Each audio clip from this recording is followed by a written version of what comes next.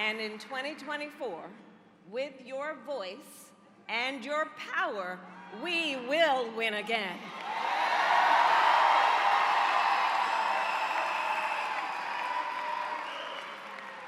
Philadelphia, in Joe Biden, we have a fighter, a leader with skill, vision, determination, and compassion.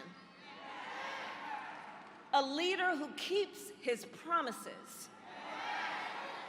As a candidate for president, Joe Biden gave his word that we would fight to address some of the biggest issues facing the Black community, and we have delivered.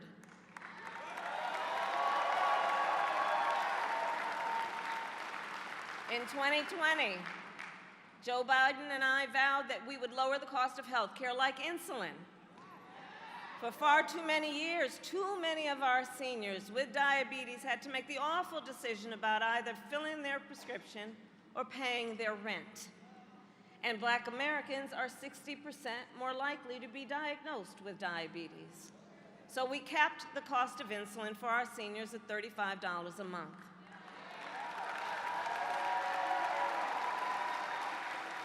And under Joe Biden's leadership, finally, we took on Big Pharma and finally gave Medicare the power to negotiate drug prices.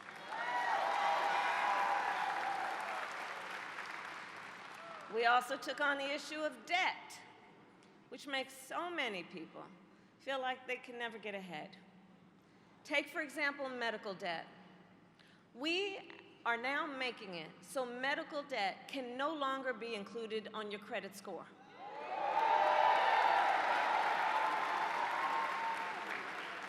So that medical debt cannot impact a person's ability to get a car loan, an apartment lease, or a home loan.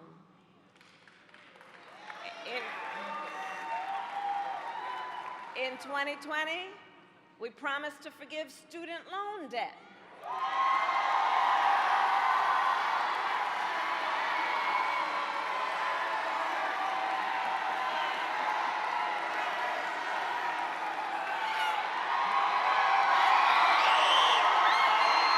Do I see people testifying? Can I get a witness? And I'll tell you, I have a unique position as vice president to spend a lot of time with our president. And on this subject, I remember sitting in the Oval Office with our president, Joe Biden, shortly after the United States Supreme Court struck down our initial plan to forgive billions of dollars in student loan debt. A different leader, a different kind of leader, would have thrown in the towel. Not Joe Biden. Not Joe Biden. And I'm going to tell you what he said that day. I'm going to tell you what he said that day. This is not over. So we kept fighting. And so far, we have forgiven over $165 billion in student loan debt for over 5 million Americans. On average, more than $30,000 per person and $70,000 for our public servants like nurses, firefighters, and teachers. In 2020, we promised to take on the issue of the epidemic of gun violence. Knowing that today in America, gun violence is the #1 cause of the death of the children of America. Not car accidents, not cancer, gun violence. We took on the issue knowing Black Americans are 10 times as likely to be the victim of gun homicide. And I'll tell you, I have personally held too many hands of mothers and fathers as I attempted to comfort them after their child was killed by gun violence. So to address this crisis, under the president's leadership, we passed the first major gun safety law in nearly 30 years. A bipartisan law to strengthen background checks. And again, I sat in the Oval Office with the president, where he sat down with Democrats and Republicans and appealed to their better selves. And that's why, for the first time in 30 years, it happened as a bipartisan deal. We created the first White House Office of Gun Violence Prevention, which I lead, and has now invested $1 billion to hire mental health counselors in public schools to help heal the mental trauma of gun violence. And Philadelphia, in all of our work, the president has been guided by a fundamental belief. We work for you, the American people, not the special interests, not the billionaires or the big corporations, but the people. And in November, all the victories we have won and everything we fight for every day is on the line. You know, Donald Trump once asked Black Americans, I'm going to quote, excuse the language, "What the hell do you have to lose from a Trump presidency?" And sadly, we all know too well, when he was president, Donald Trump tried over and over to get rid of the Affordable Care Act and to take health care then from millions of Black Americans. Year after year, he proposed cuts to Social Security and Medicare so that so many of our seniors would be deprived on what they rely on to live with dignity. And then he handpicked 3 members of the United States Supreme Court, the Court of Thurgood, with the intention that they would overturn Roe v. Wade, and as he intended, they did. And today, 1 in 3 women and more than half of Black women of reproductive age live in a state with an abortion ban, a Trump abortion ban. And if he wins a second term, I promise you he's going to go even further. So all of this is to say, who sits in the White House matters. It matters.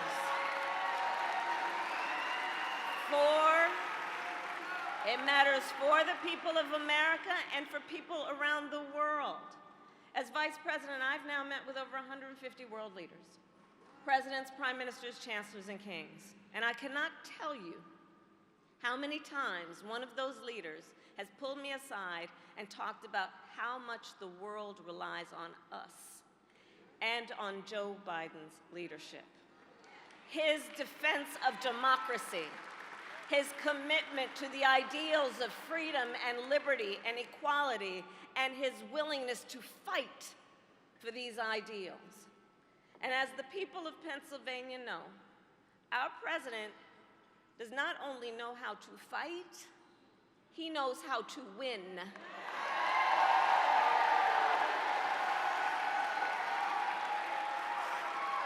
We beat Donald Trump once, and we're going to beat him again. And now it is my honor to introduce our president, Joe Biden.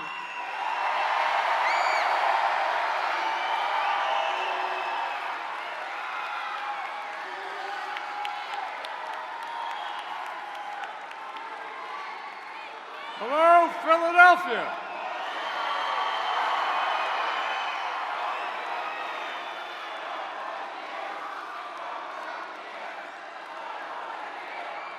Thank you.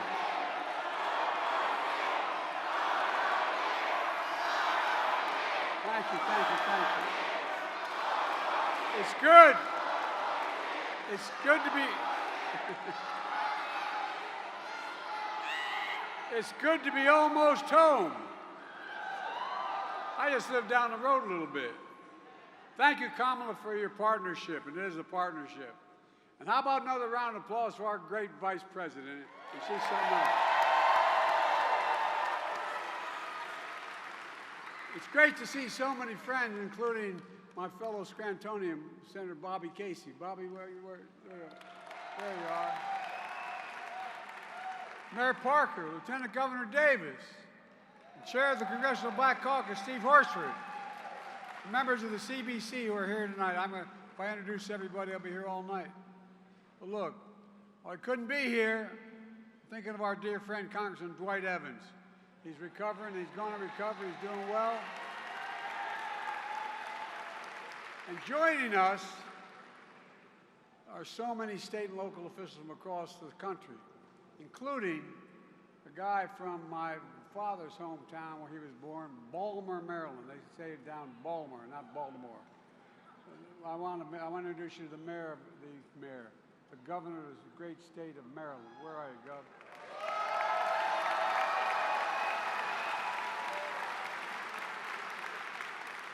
In case you haven't noticed, it looks like he can still play, too. It's great to be with you, Gov. Civil rights and community leaders from all across the country. Folks, if anyone wonders whether their vote matters, remember this. Because Black America voted in 2020, please have a seat if you can. Have a seat. Because Black Americans voted, Kamala and I are President and Vice President of the United States because of you. That's not hyperbole. Because you voted, Donald Trump is defeated former president. And with your vote in 2024, we're going to make Donald Trump a loser again.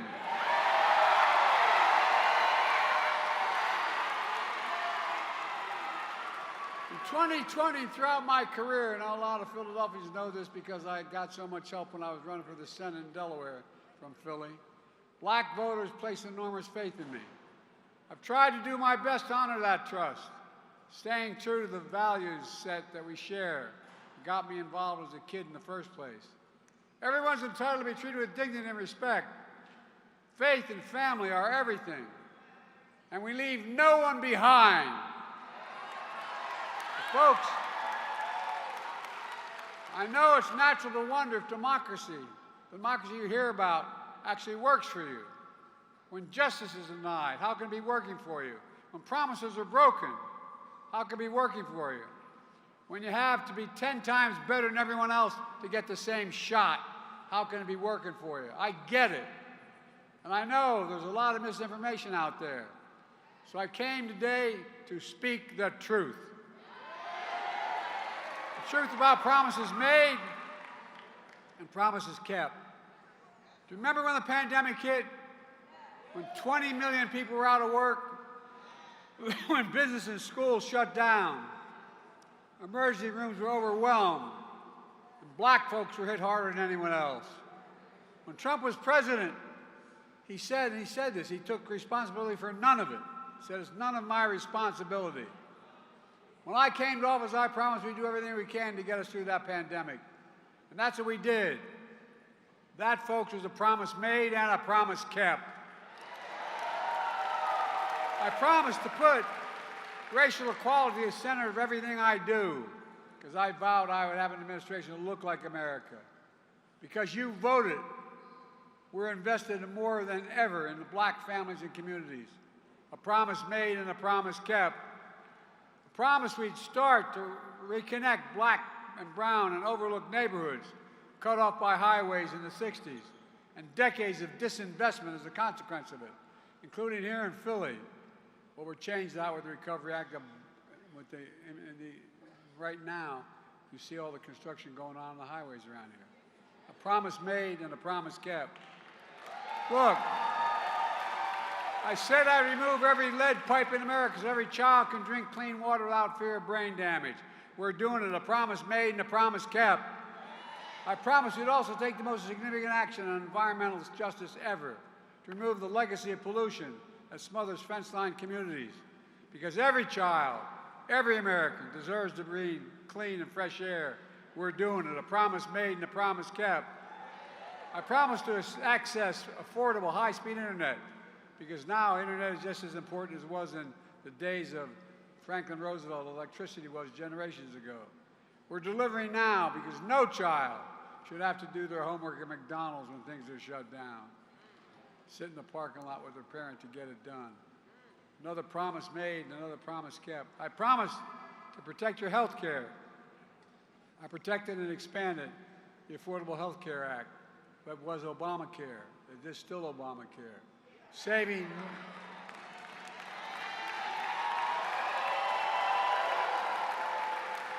millions of Americans an additional $800 a year in premiums. And folks, the Affordable Care Act is still a big deal. As Kamala just explained, senators debated this, but we finally got it done. We debated, seniors with diabetes are now paying $35 for instance instead of $400. I'm determined to make that apply to every American, not just seniors in the second term. We're capping.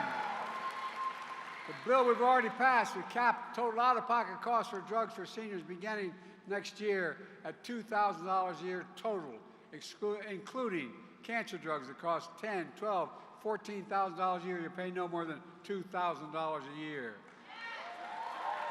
Promise made and promise kept. And by the way, not only saves people money, it saves the taxpayers, guess what?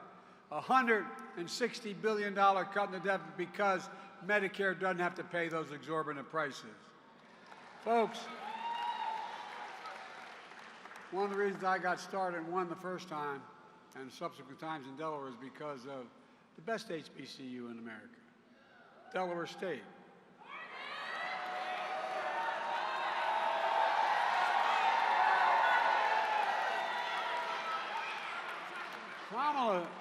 Kamala says there's some school down in Washington.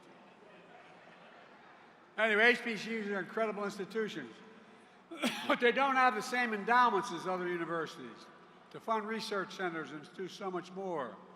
Because you voted, I kept my commitment. We're investing $16 billion, the most ever in the history of America. $16 billion. We'll grow America. We'll save America money. A promise made and a promise kept. I'm keeping my promises that no one should be in jail merely for using or possessing marijuana.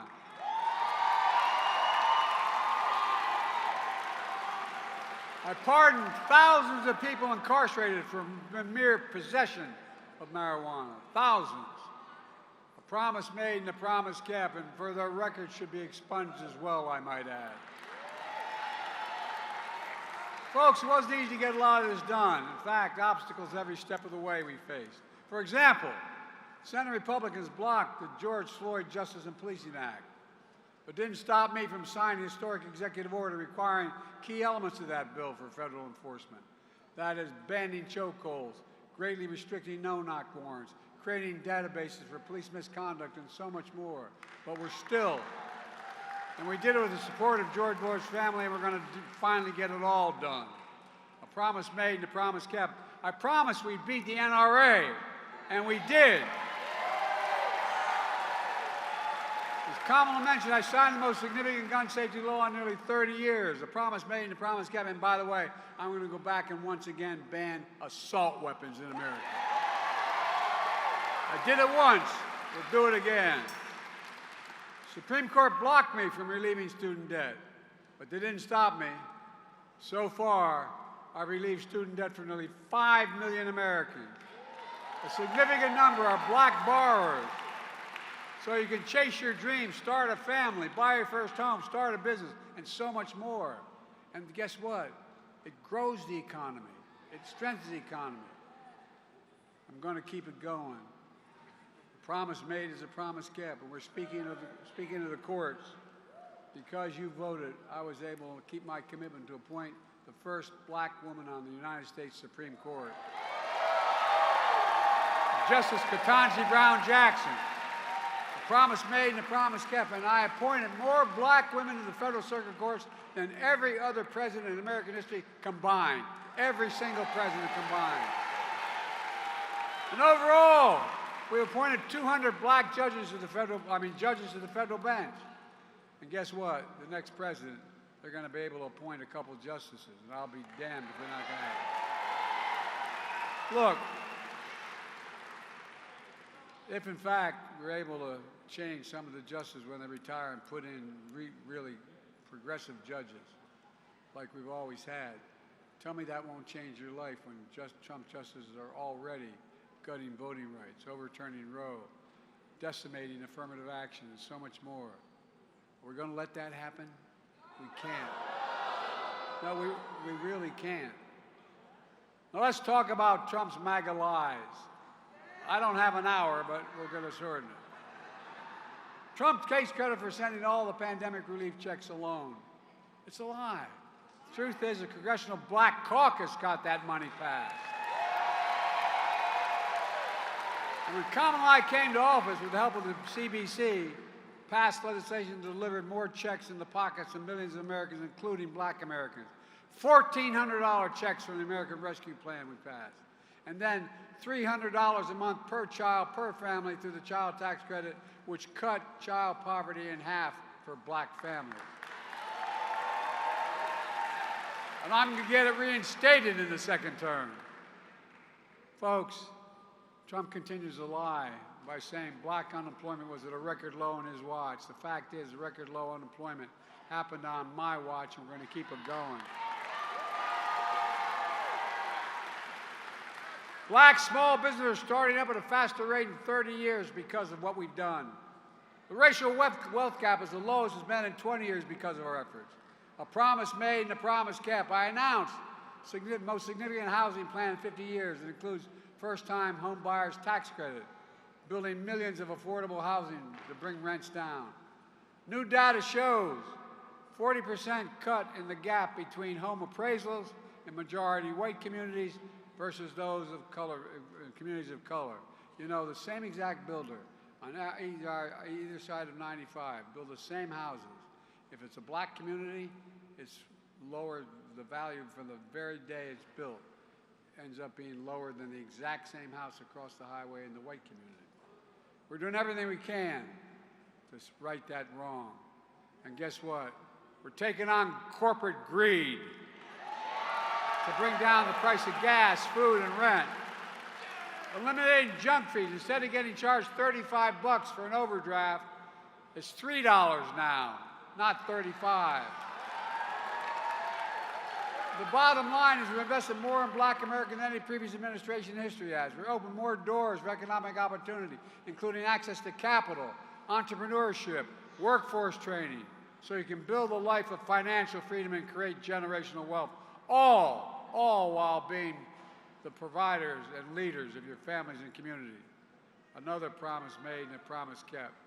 We're just getting started. The second term, we want to keep it going to level the playing field by making the wealthy begin to pay their fair tax. It ain't even close. I said I'd not increase the tax of anybody making less than $400,000 a year. Well, guess how much the average federal tax rate is for a billionaire? We had 1,000 of them. 8.3%. 8.3%. It's outrageous. If the billionaires only had to pay 25% to raise $400 billion, we'd be able to do everything we're doing now and still reduce the debt. Look, billionaires pay their fair share. Not only reduce the deficit, but could provide child care, elder care, paid leave, and so much more to change the lives of millions of Americans, as well as grow our economy. But folks, all progress, all freedom, all opportunities at risk. Trump is trying to make the country forget just how dark and unsettling things were when he was president. But we'll never forget lying around and him lying around, actually. And lying about how serious the pandemic was and say he had no responsibility for it. And telling Americans, just inject a little bleach. Remember that? The way he's acting, I think he injected a hell of a lot of bleach in himself. Trump, you got it, kid. Trump and his MAGA extremists want to give power back to Big Pharma to continue to charge exorbitant fees. Trump is still determined, in his own words, quote, to terminate the Affordable Care Act, which would deny 3 million black Americans health insurance, deny protections for pre-existing conditions for millions more. During his presidency, Trump enacted a $2 trillion tax cut, overwhelmingly benefiting the very wealthy and the biggest corporations, and exploded the federal deficit. He racked up more federal debt than any president did in any presidential term in history. Tell me about the Republicans and balancing budgets. And now he wants to do it again. At the same time, he's determined to cut Social Security and Medicare. I have a better idea. Let's protect Social Security and Medicare and make the very wealthy begin to pay for it. As Kamala said, Trump brags about gutting Roe v. Wade, standing there, I did this. Well, he openly encourages voter suppression and election subversion. Folks, re-elect Kamala and me and a Democratic Congress, and I will sign the John Lewis Voting Rights Act and the Freedom to Vote Act tomorrow. And we will make Roe v. Wade the law of the land again. It's within our power to do this. MAGA extremists ban books. Did you ever think, if you're anybody over 30 years old, you'd go through a period where banning books in America? They're trying to erase black history. We're going to write black history because it's American history.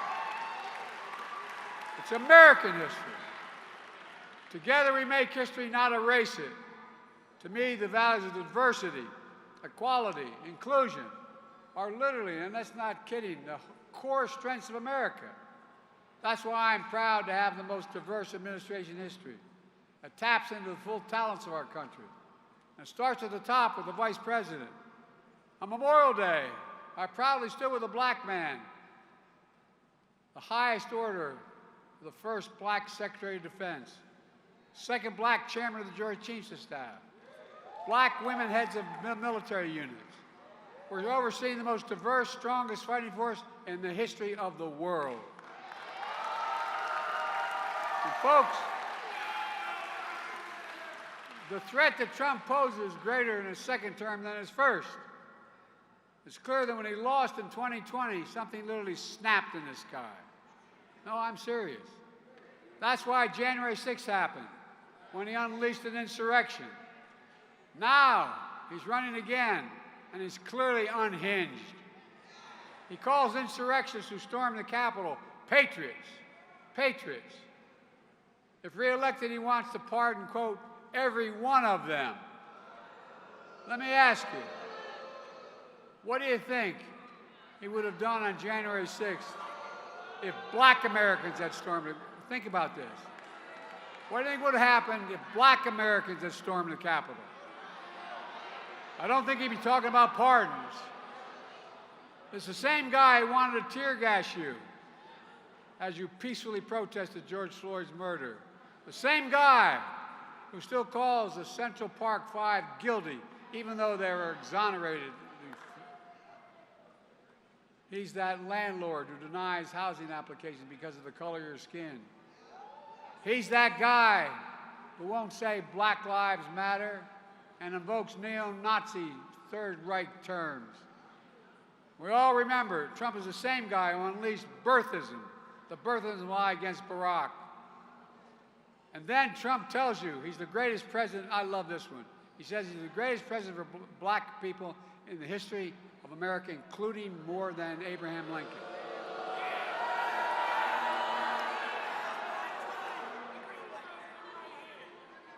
I mean, can you fathom that?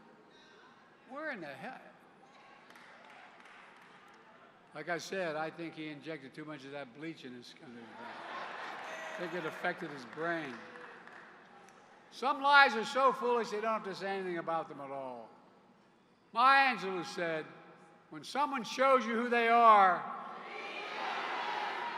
believe them the first time. You got it, kid. You got it.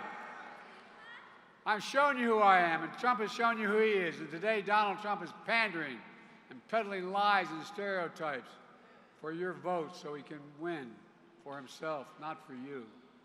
Well, Donald Trump will have a message for you. Not in our house and not on our watch. Let me close with this.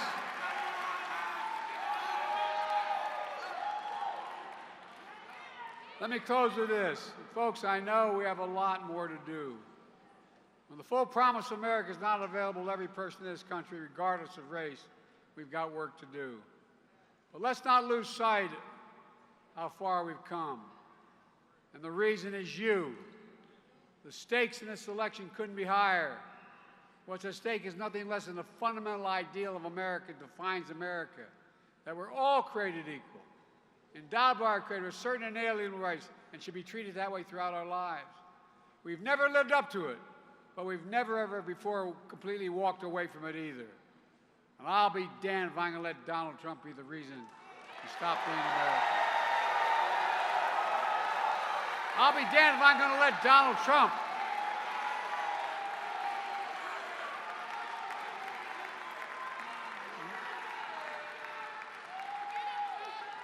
I'm not going to let Donald Trump turn America into a place that doesn't believe in honesty, decency, and treating people with respect. And I'll be damned if I'm going to let Donald Trump turn America into a place filled with anger and resentment and hate. Folks, America's always been a place where we've worked toward more perfect union, where those who were excluded in the past are included in the promise of the country today. I still believe that. I'm still optimistic, but I need you. So my question for you is simple, a simple one. Are you with me?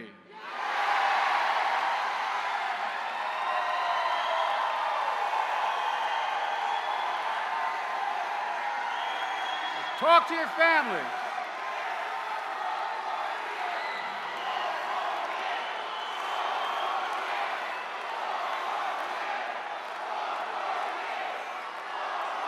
Spread the word.